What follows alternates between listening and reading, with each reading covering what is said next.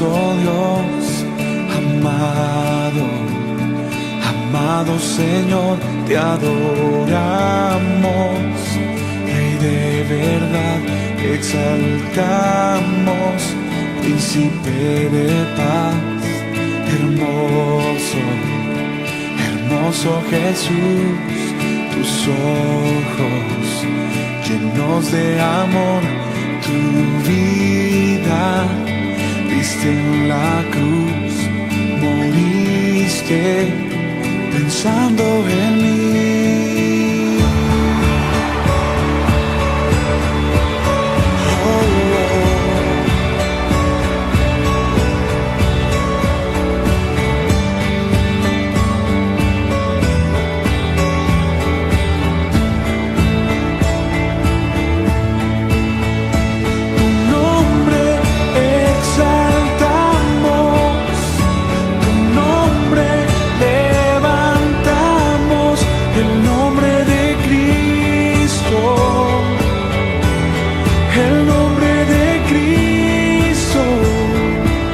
Zamorano.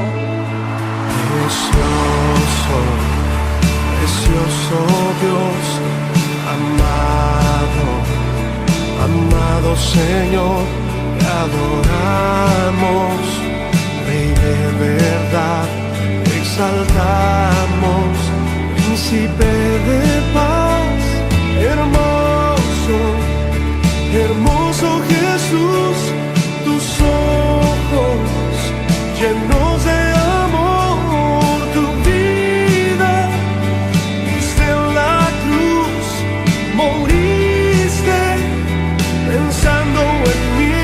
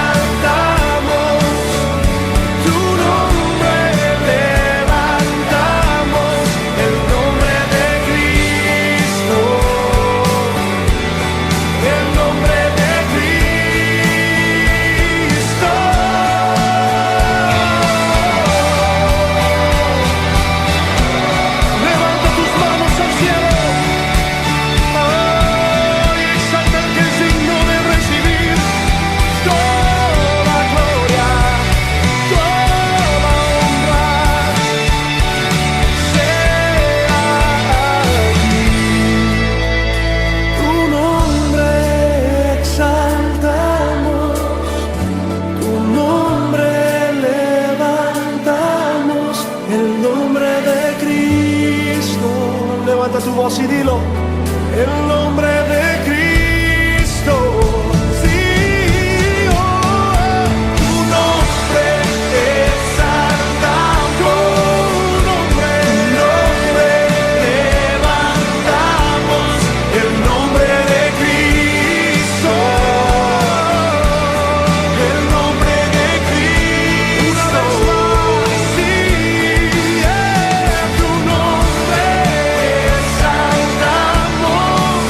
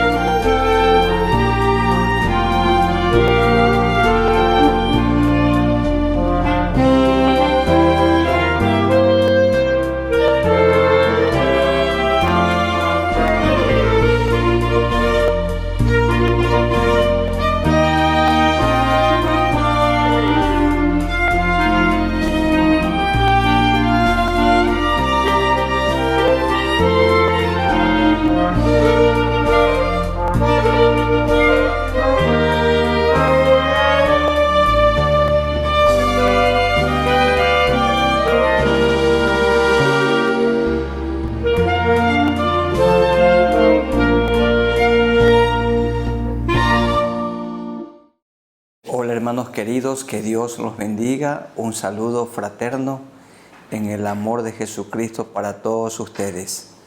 En estos días estamos estudiando la segunda carta de Pablo a los Corintios.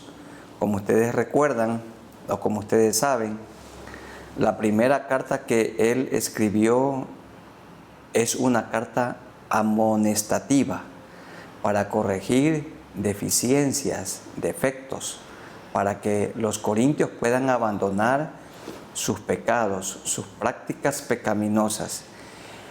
Y con la gracia del Señor, esa carta logró su objetivo, pero no todos se arrepintieron, no todos se volvieron a Dios, sino que siguieron en su necedad, en su orgullo, en sus prácticas pecaminosas.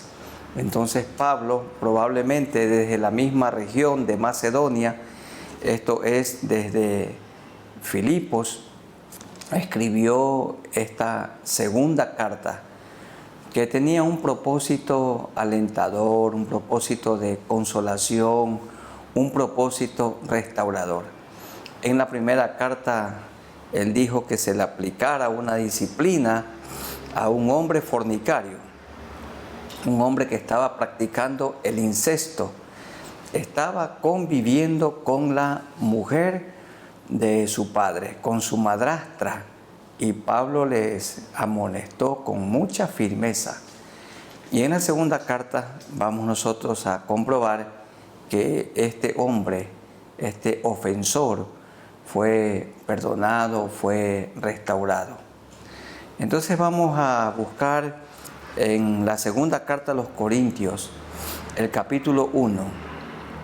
En primer lugar, veamos para qué permite Dios el sufrimiento, para qué permite Dios las aflicciones.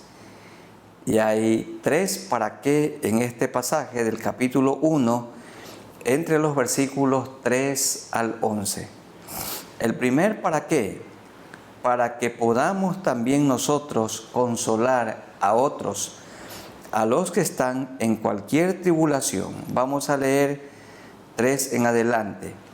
Bendito sea el Dios y Padre de nuestro Señor Jesucristo, Padre de misericordias y Dios de toda consolación, el cual nos consuela en todas nuestras tribulaciones, para que podamos también nosotros consolar a los que están en cualquier tribulación, por medio de la consolación con que nosotros somos consolados por Dios. Porque de la manera que abundan en nosotros las aflicciones de Cristo, así abunda también por el mismo Cristo nuestra consolación. Ninguna persona está mejor capacitada para poder ayudar a otra en una situación difícil que aquella que ha experimentado o ha vivido lo mismo. Bien dice nuestro Señor Jesucristo, dice Hebreos, refiriéndose a nuestro Señor, que Él mismo fue tentado en todo, pero sin pecado. Así que el Señor nunca pecó, nunca cometió maldad. Y Él fue afligido. En toda aflicción nuestra, Él también ha sido afligido. Por esta razón Él nos comprende. Él sufrió calumnias, como por ejemplo los judíos le decían que era hijo de fornicación, porque de pronto María apareció encinta sin estar todavía casada, unida a José. Pero conocemos nosotros que esto fue por obra y gracia del Espíritu Santo de Dios. Pero le calumniaban, también le decían que era un hombre sin letras y que había crecido en una ciudad sin ninguna importancia y por esto lo menospreciaban. De igual manera le decían que él hacía los milagros por obra de Beelzebú y no por su propio poder. Todas estas aflicciones, calumnias, acusaciones, persecuciones, el Señor Jesús soportó. Y por esta razón Él se identifica con nosotros cuando somos calumniados, cuando estamos experimentando algún quebranto también en la salud o estamos pasando alguna crisis material. Cualquiera sea la crisis, el problema, la aflicción, la tribulación que estemos experimentando, el Señor nos comprende. ¿Y para qué permite Él la tribulación? ¿Para qué permite Él el sufrimiento? Para que estemos mejor capacitados para ayudar a otros. En esta pandemia por el coronavirus, todos nosotros hemos sufrido, hemos padecido, pero el Señor ha estado a nuestro lado, no nos ha dejado ni nos ha desamparado. Y los que hemos pasado por esta enfermedad y con la gracia del Señor, Él nos ha sanado, entonces podemos nosotros ayudar a aquellos que están en una situación parecida.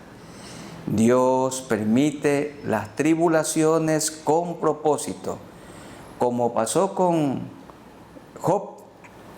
Dice que él no había cometido maldad, era sin causa la tribulación, pero con propósito, para que él aprenda a confiar en Dios, a conocer mejor a Dios. ¿Para qué es el sufrimiento?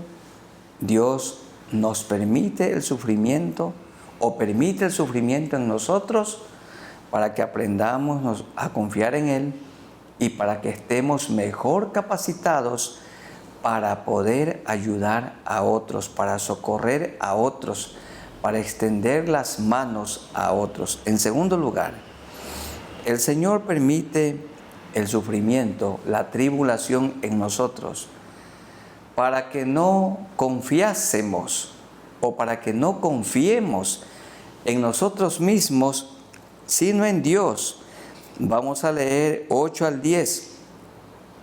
Porque, hermanos, no queremos que ignoréis acerca de nuestra tribulación que nos sobrevino en Asia, pues fuimos abrumados sobremanera, más allá de nuestras fuerzas, de tal modo que aún perdimos la esperanza de conservar la vida.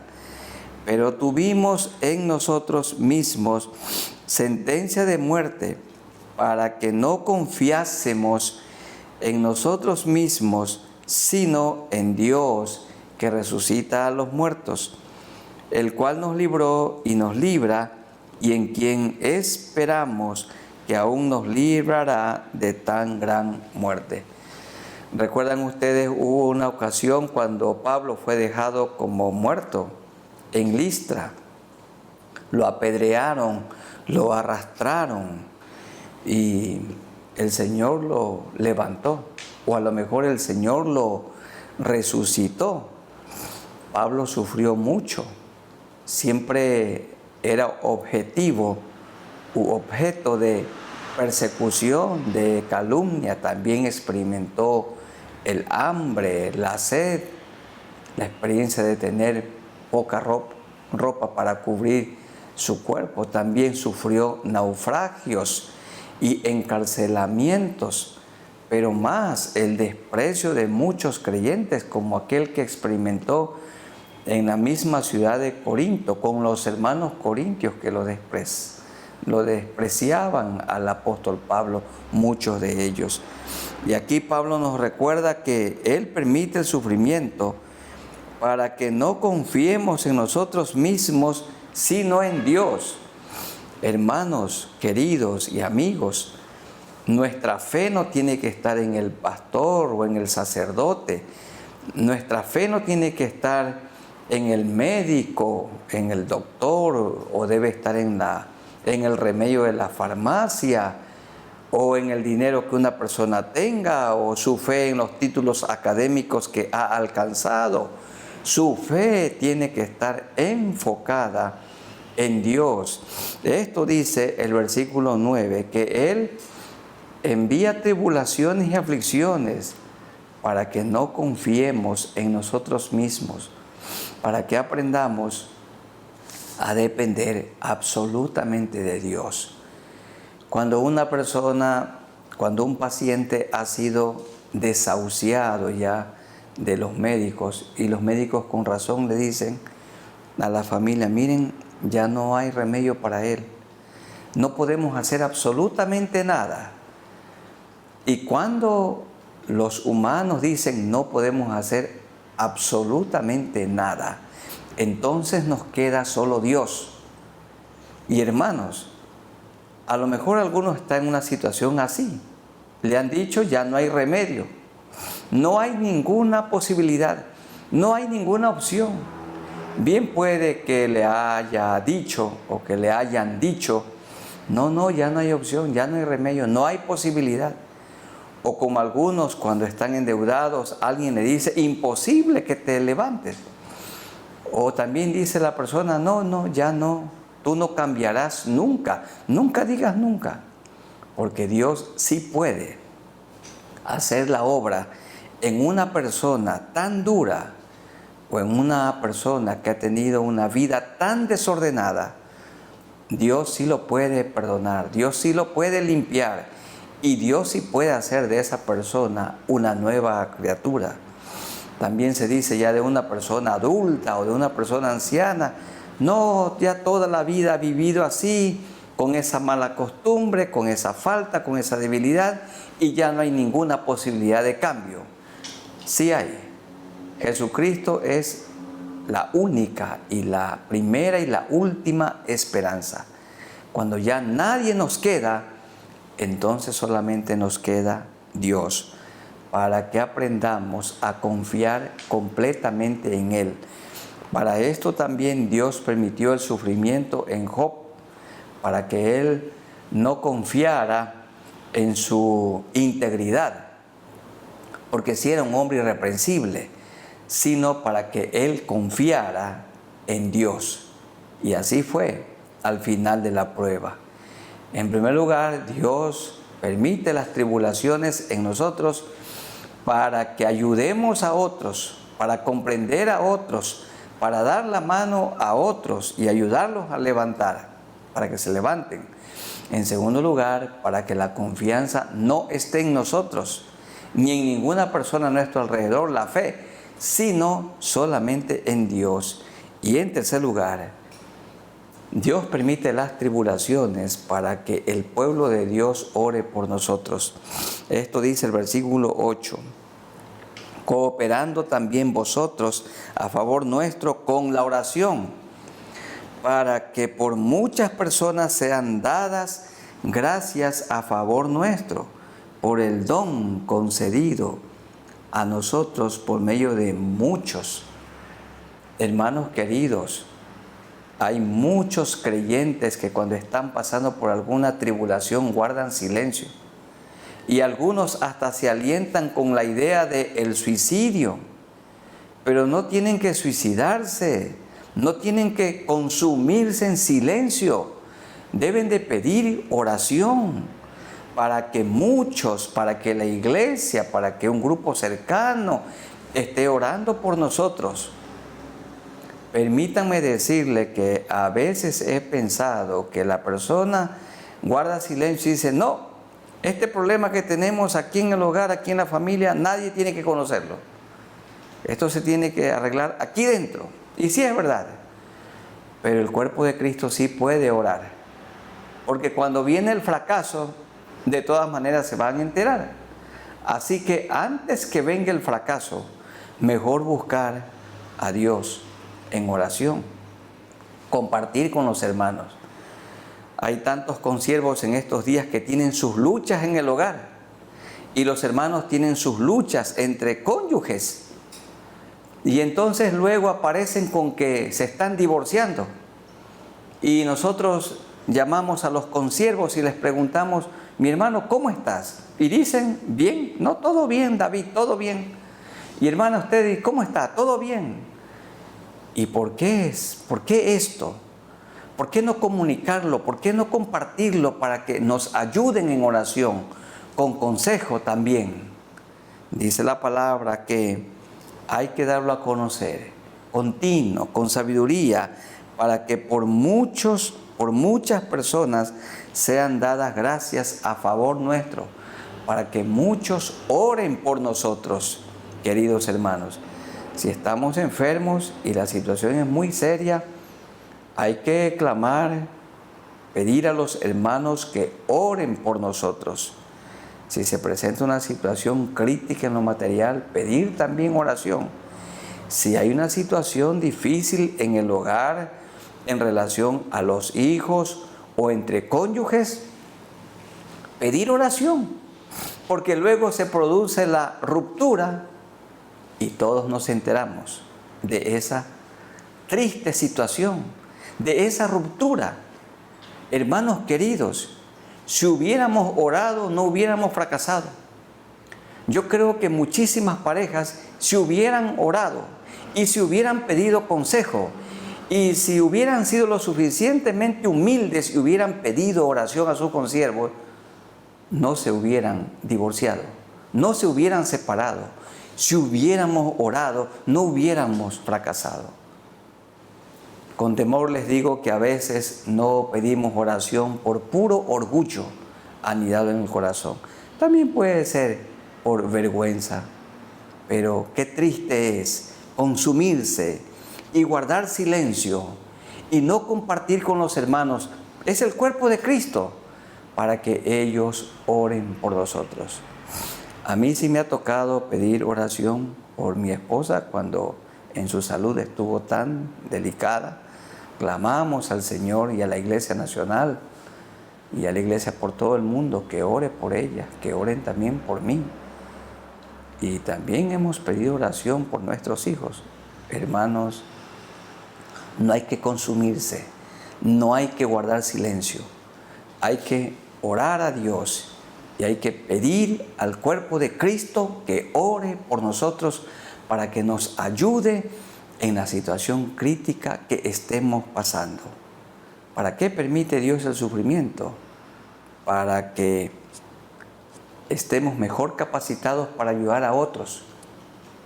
En segundo lugar, para que no confiemos en nosotros mismos, sino en Dios. Y en tercer lugar, es una oportunidad para que muchos, para que el rebaño, todo, para que el cuerpo de Cristo, la iglesia, ore por nosotros. Allí están los tres, ¿para qué? En segundo lugar, en los versículos 12 hasta el 24, ¿para qué Pablo suspendió su visita a Corinto? Pablo había ofrecido ir luego de la carta dura, de la primera carta a los Corintios, visitarlos.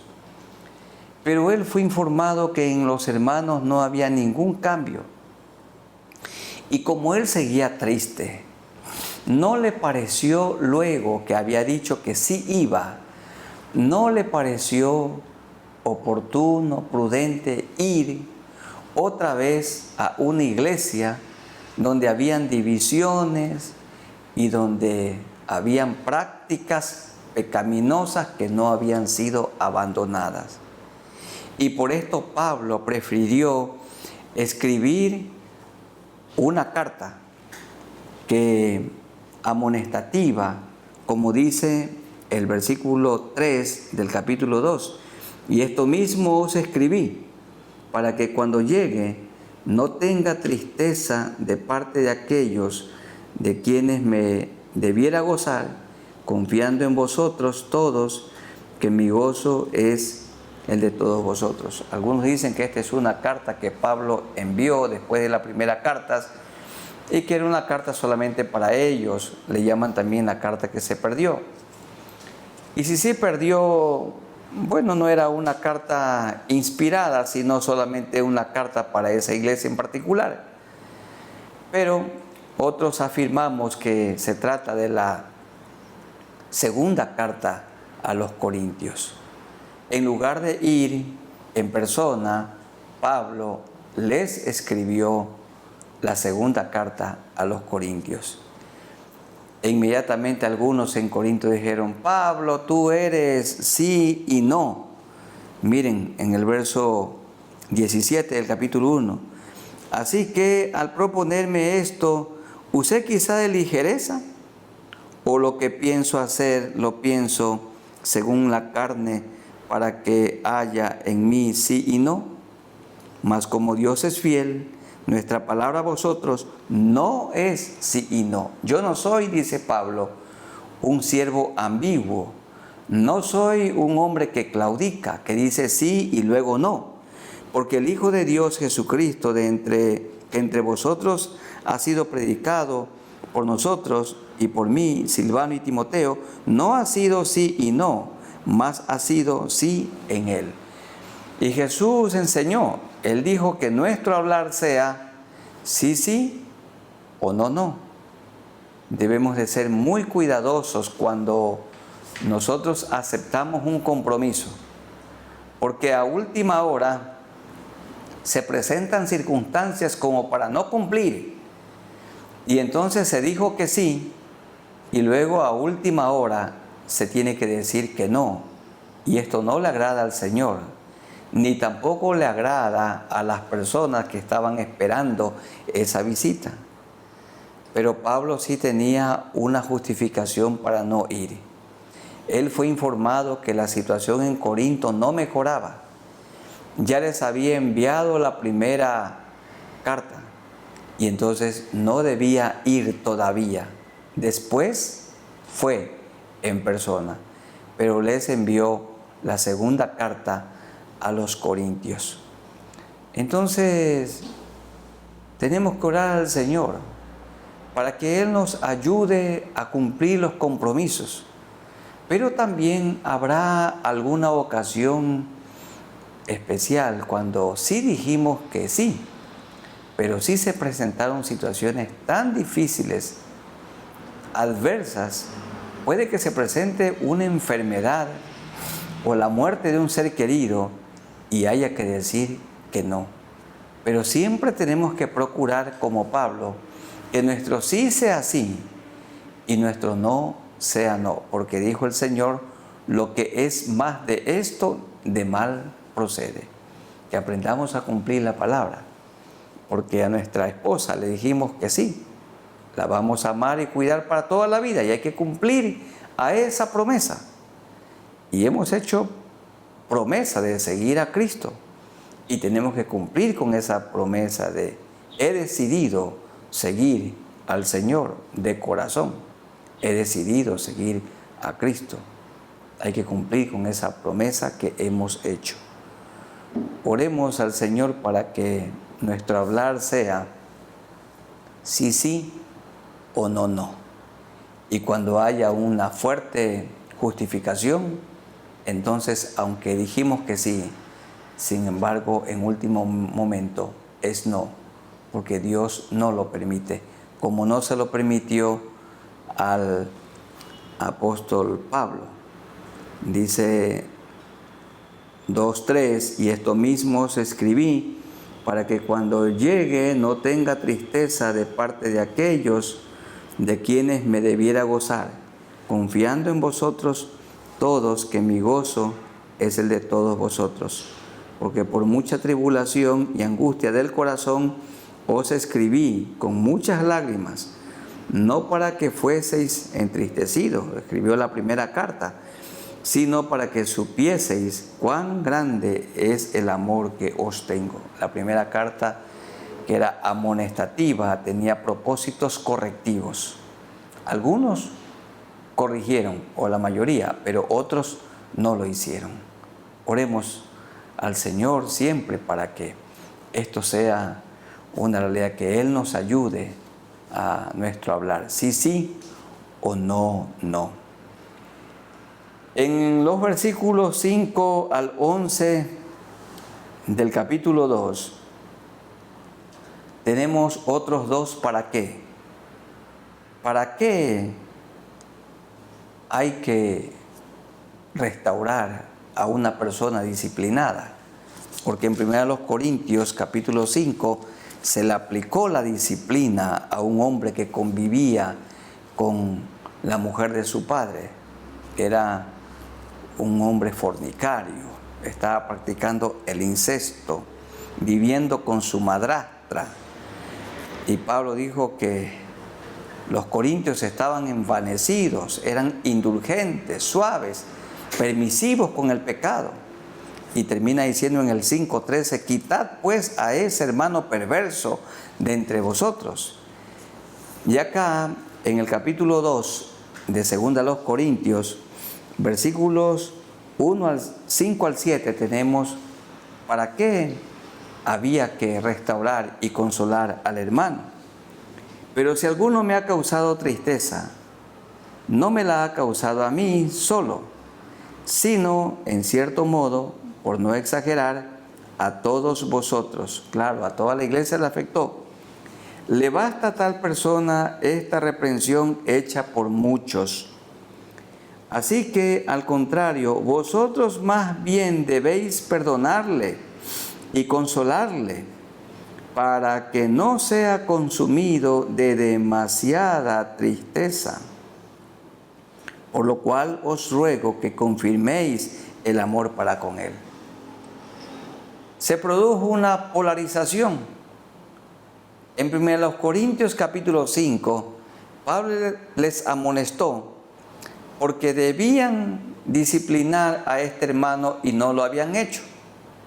Se mantuvieron indulgentes, suaves, permisivos. Y luego le aplicaron la disciplina.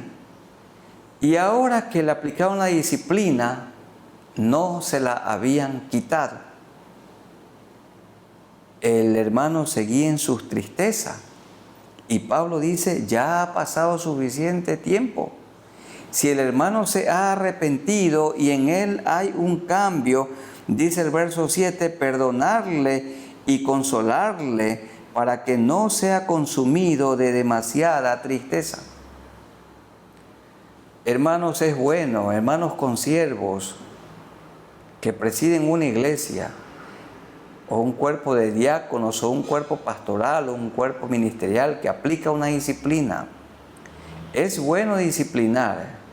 No hay que dejar sin disciplina a los hermanos, o no nos tienen que dejar de disciplinar, porque de otra manera dice, no sois hijos, sino bastardos.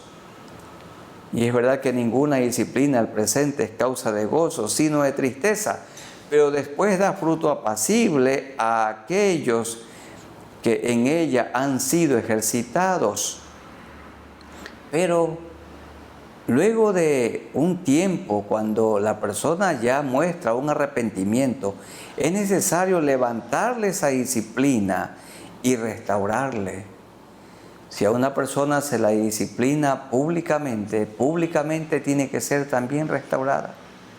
Y si la disciplina es dentro de un cuerpo pastoral, ministerial o una comunidad de siervos, allí tiene que ser quitada, levantada la disciplina. Perdonarle y consolarle. ¿Para qué? Para que el hermano no sea consumido de demasiada tristeza. ¿Hay algún hermano en la iglesia a quien se le aplicó una disciplina y está siendo consumido de demasiada tristeza? Hay que perdonarlo, hay que restaurarlo y hay que consolarlo, dice la palabra del Señor. Pero esto se hace cuando se disciplina. Y leamos los versículos 9 al 11, el segundo ¿para qué? Porque también para este fin os escribí, para tener la prueba de si vosotros sois obedientes en todo.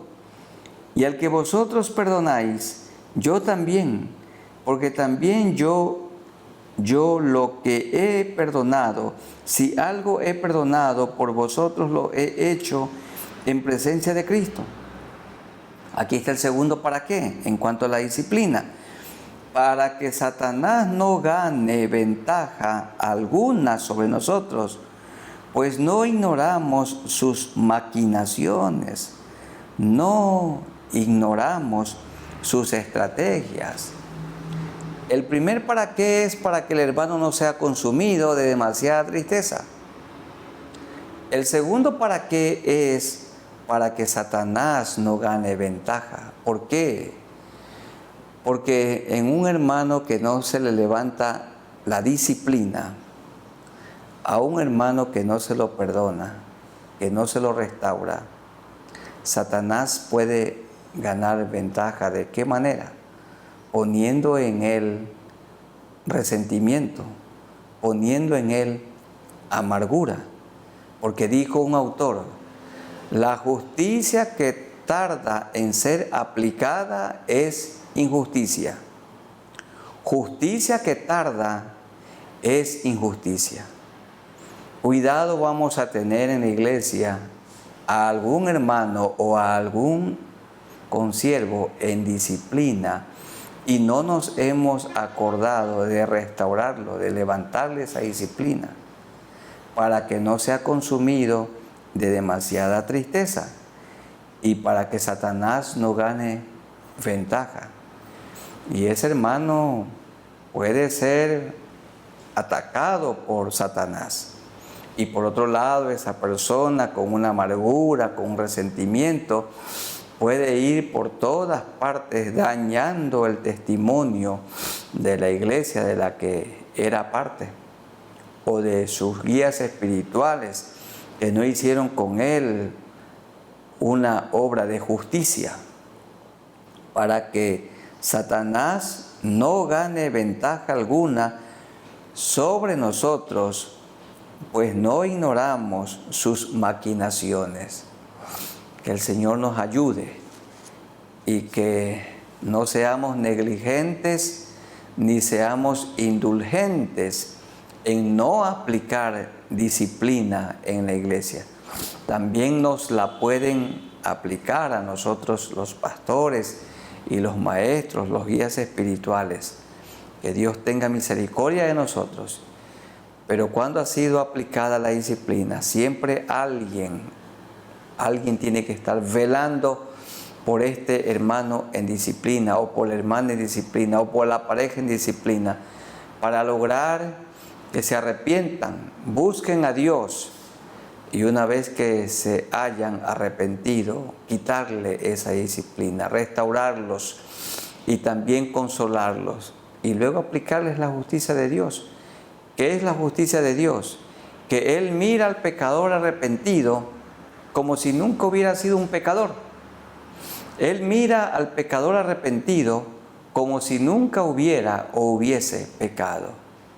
Que el Señor nos ayude entonces a aplicar disciplina o a recibir disciplina, pero también en el momento oportuno levantar la disciplina a quien se le ha aplicado esta difícil situación.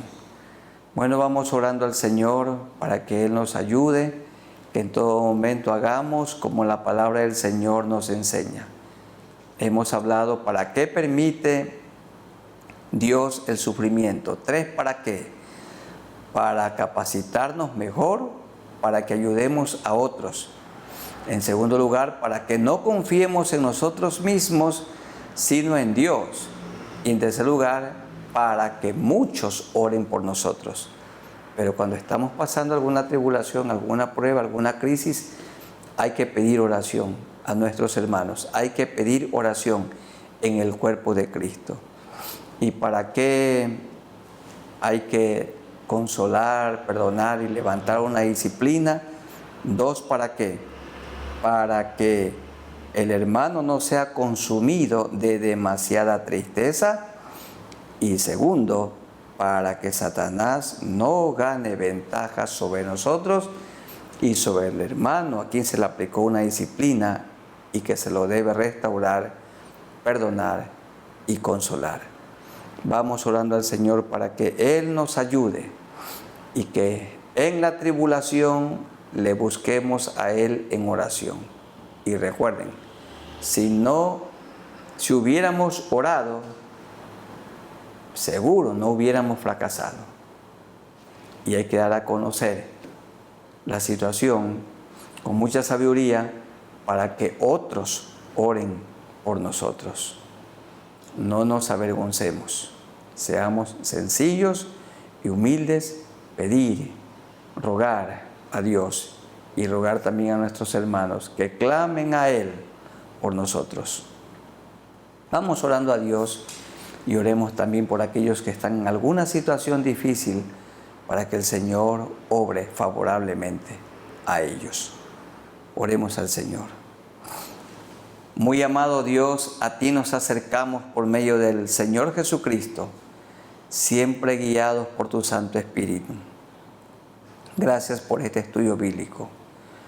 Tú nos has recordado para qué permites el sufrimiento, para que podamos ayudar a otros, para que no confiemos en nosotros mismos y también para que otros oren por nosotros, para que la iglesia, el cuerpo de Cristo, ore por nosotros. ¿Y para qué se le tiene que levantar una disciplina a un hermano? ¿Por qué se le tiene que levantar? Para que el hermano no sea consumido de demasiada tristeza y para que Satanás no gane ventaja en el hermano disciplinado y que no se lo ha restaurado todavía. Señor, ayúdanos para que seamos muy prudentes, muy sabios al aplicar una disciplina, pero también en el momento oportuno levantar esa disciplina. Gracias, Señor, porque cuando estamos experimentando alguna crisis, es la oportunidad para que muchos oren por nosotros. Y en este momento, como iglesia, queremos orar por aquellos que están enfermos, para que pongas tu mano sanadora sobre sus cuerpos. Sana, Señor, a los enfermos, porque en la cruz del Calvario tú llevaste nuestros pecados, pero también, Señor, en tu cuerpo llevaste nuestras enfermedades. Por tus llagas fuimos nosotros curados. Cuando tú estuviste en la casa de Pedro, sanaste a la suegra y a todos los enfermos que vinieron allí. Y luego dice el texto, para que se cumpliese lo dicho por el profeta Isaías cuando dijo, Él mismo llevó en su cuerpo nuestras enfermedades. Sana, Señor, a aquellos que están enfermos, aunque tengan una enfermedad incurable, aunque le digan que ya no hay remedio. Señor, en ti hay esperanza. También oramos, Señor, por aquellos hermanos que están sin trabajo, para que tú los ayudes y puedan encontrar una plaza para trabajar, un lugar para laborar y tengan el sustento personal y también para sus familias, de manera especial a quienes son los padres de familia, los cabezas del hogar. Te rogamos también, Señor, para que en los hogares haya armonía. Y por aquellos hogares que tienen dificultades, que doblen sus rodillas delante de ti, que se humillen delante de ti, que oren, Señor, que dialoguen, que busquen el consejo, que también den a conocer a su círculo más cercano, para que oren a Dios por ellos, por su hogar, para que no se produzca la triste y lamentable separación, el triste divorcio, sino la reconciliación, que busquen ayuda. Señor, que sean lo suficientemente humildes para rogar que otros estén rogando a Dios, orando por su matrimonio, porque no es el remedio la separación, sino la reconciliación. Que cada uno, Señor, en la familia cumpla con su rol, el esposo, como guía espiritual, amando a su esposa, cuidándola. Ayúdanos, Señor, para que tengamos un trato delicado para con ellas, siendo muy tiernos, no ásperos, y la esposa en sumisión, en humildad, respetando a su esposo. Cada uno, Señor, cumpliendo su rol, sumisos los unos a los otros. Que los hijos puedan honrar a sus padres y obedecerlos, y que nosotros como padres los criemos en disciplina y amonestación del Señor, enseñándoles la Biblia, la palabra del Señor, formando a Cristo en sus vidas. Señor, que los amos sean justos con sus trabajadores y que los trabajadores, los obreros, trabajen fuerte, con honestidad, con dedicación, para que sus patrones no quiebren, sino que prosperen en el negocio o en la empresa que ellos tienen. Y dentro de la iglesia, Señor, ayúdanos para que cada uno de nosotros ejercitemos los dones y talentos que tú nos has repartido por medio de tu Santo Espíritu. Bendición para todos, Señor. Bendice a nuestro país, a las personas que nos gobiernan. Oramos, Señor, para que te conozcan a ti, que vengan al conocimiento de la verdad, porque hay un solo Dios y un solo mediador entre Dios y los hombres, Jesucristo hombre. Y Señor, danos sabiduría para poder elegir a la persona que en el futuro cercano va a presidir nuestra nación. Ayúdanos, Señor. Nos ponemos todos delante de ti, que todos estemos cumpliendo con la gran comisión, predicando con nuestra boca y con un santo testimonio. En el nombre de nuestro Señor Jesucristo, nuestro único y todopoderoso Salvador. Amén. Amada Iglesia del Señor, que Dios los bendiga. Un abrazo en el amor de Jesucristo para todos ustedes. Amén.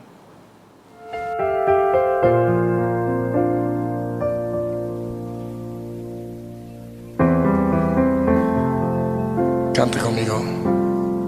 A Dios el Padre celestial,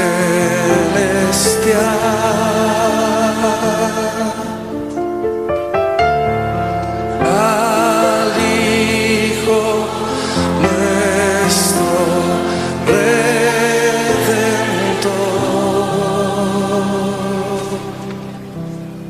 al Eterno Consolador,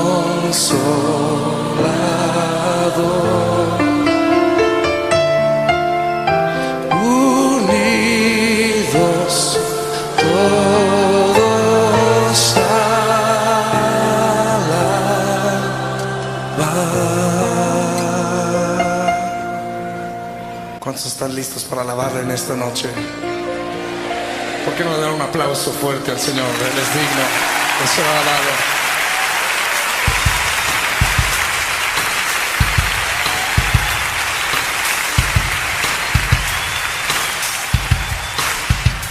A Dios el Padre celestial,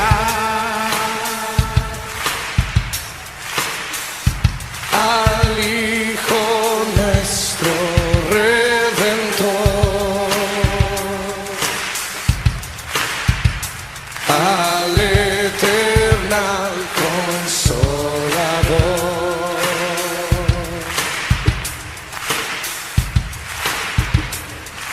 unidos todos a alabar.